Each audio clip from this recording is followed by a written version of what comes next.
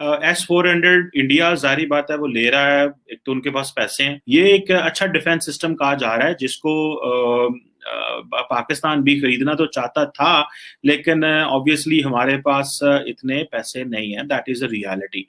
India की जो buying capacity इतनी बड़ी है कि इंडिया अगले 8 साल में 120-130 अरब डॉलर का असला खरीद रहा है। इजराइल की तरफ से मुस्लिम देशों को खासकर तुर्की, मलेशिया और ईरान का नाम लेकर यह धमकी दिया गया है कि जो हमास को पनाह देगा उसके घर में घुसकर मारेंगे।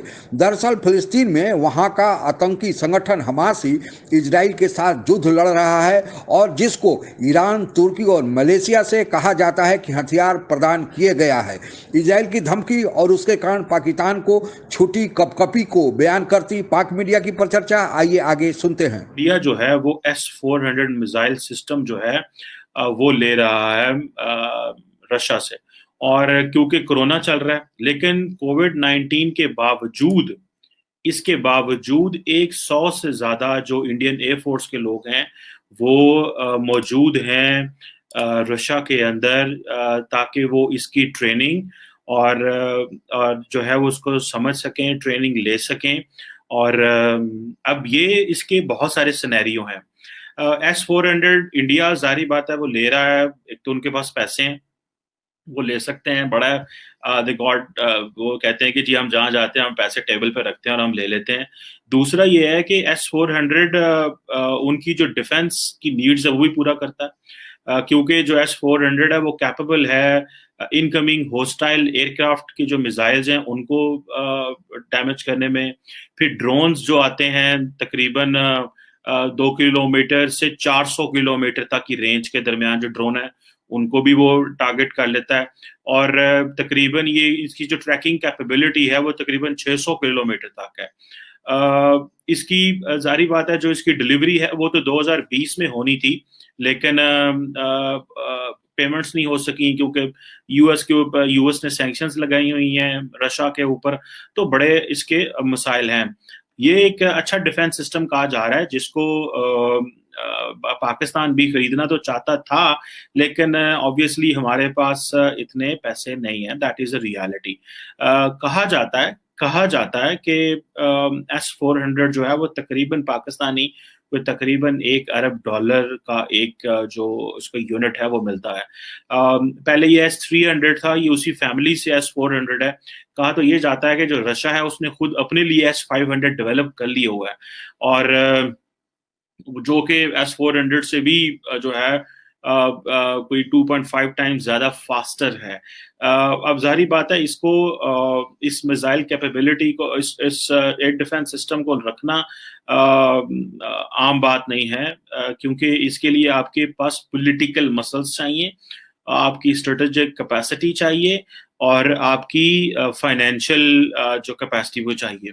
इससे पहले अगर आपको याद हो कि अमेरिका ने टर्की के ऊपर भी सैंक्शंस इंपोज की कि जी आप S-400 क्यों ले रहे हैं, क्योंकि अमेरिका का एक लॉ है जिसे कहते हैं countering America's adversaries through sanctions act, CAATSA के नाम से। ये इस लॉ के तहत वो जो भी ममालिक जो हैं वो ट्रेड करेंगे रशिया के साथ, उनको वो इसमें पनिश करते हैं, पेनलाइज करते हैं।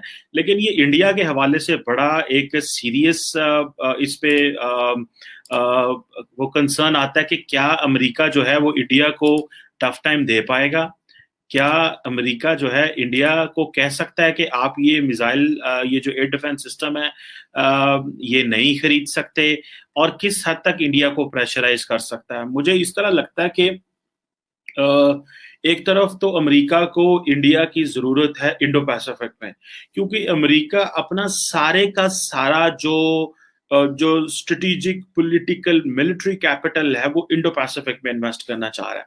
और ये कहा जा रहा है कि इंडियन जो अमेरिकन आर्मी है वो ट्रिलियंस ऑफ डॉलर्स के जो पैकेज है वो ले रही है। अमेरिका कांग्रेस के सामने वो रख रही है कि हमें किस तरह जो है वो इंगेज करना है चाइना को। अभी देखें कि, और उसके लिए उनको एक पोटेंशियल पावर चाहिए, and India is a potential power for that, इसमें कोई शक नहीं है। संगठन है जिसका गठन 1987 में हुआ था। इसका मकसद फिलिस्तीनी क्षेत्रों से इजरायली सेना की वापसी और समूचे फिलिस्तीन को एक इस्लामी देश घोषित करना है। आपको पता ही होगा कि फिलिस्तीन का ही बंटवारा करके इजराइल 1948 में अस्तित्व में आया था, जो उस समय अंग्रेजों के अधीन था। फिलिस्तीन की भौगोलिक स्थिति ऐसी है कि फिलिस्तीन का एक छोटा सा भाग इजराइल के बाईं तरफ है, जिसे गाजा पट्टी कहते हैं, और दूसरा बड़ा इलाका इजराइल के दाहिनी तरफ है, जिसे वेस्ट बैंक कहते हैं। इस गाजा पट्टी और वेस्ट बैंक के बीच कोई जमीनी रास्ता नहीं है, क्योंकि बीच में इजराइल आता है। इजराइल और फिलिस्तीन के बीच विवाद भारत और पाकिस्तान के विवाद की तरह बंटवारे के समय से ही चला आ रहा है।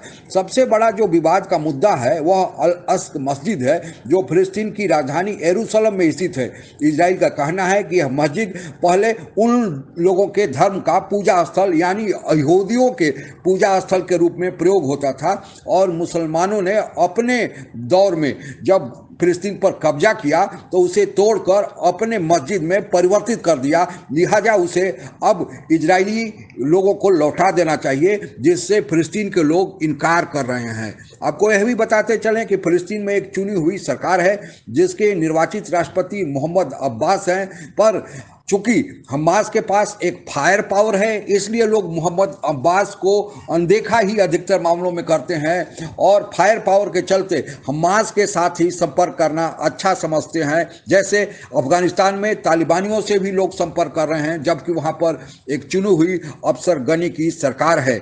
अभी वर्तमान में फिलिस्तीन और इजराइल के बीच एक थोड़ी नरमी का रुख आया है, थोड़ा सा युद्ध में गर्मी कम हुई है, पर यह कब लड़ाई फिर चालू हो जाए कहा नहीं जा सकता। हम आशा ही कर सकते हैं कि इस मसले का निपटारा जल्दी हो जाए, ताकि उस इलाके में शांति हो और निर्दोष लोगों की जान बच जाए।